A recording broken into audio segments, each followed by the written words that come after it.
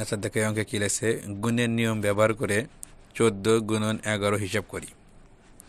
অর্থাৎ গুণের যে নিয়মগুলো আছে এই নিয়মগুলো ব্যবহার করে 14 গুণ 11 এর হিসাব করতে বলছে।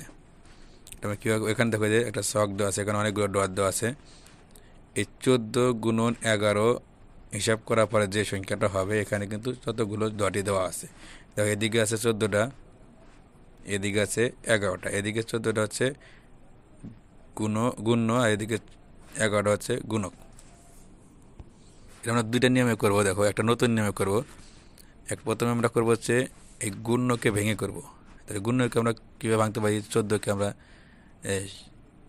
7 যোগ 7 7 7 করে ভাঙতে পারি, আবার 10 যোগ 4 করে ভাঙতে পারি। আমরা গুণ্যকে প্রথমে ভেঙে লিখবো। আমরা প্রথমে 7 করে ভাঙবো। তাহলে প্রথমে আমরা লিখবো কি 7 গুণন কত হবে 11। তাহলে কত হয় দেখো, এই 7 দিয়ে গুণ করে কত হবে 7 একে 7, এই 7 দিয়ে গুণ করতে হবে 7 একে 7।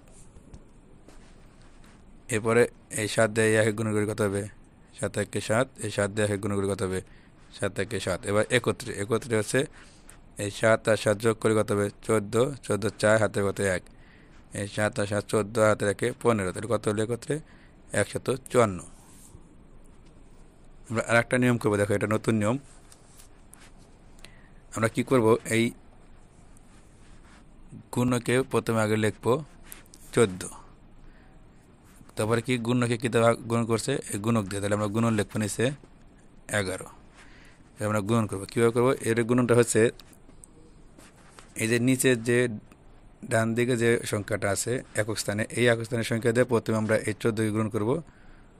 পরবর্তীতে আবার এই বামে যে দশক স্থানে যে 1 আছে এই 1 দিয়ে আবার এই 14কে গুণ করবো। গুণ করে যে ফল হবে আমরা যোগ করবো। দেখো এটা সহজ নিয়ম।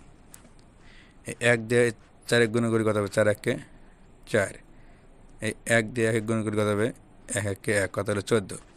আমরা কিন্তু একক স্থানের সংখ্যা গুণন করছি যেহেতু, তাহলে আমাদের কী করতে হবে এই সংখ্যাটা বাদ।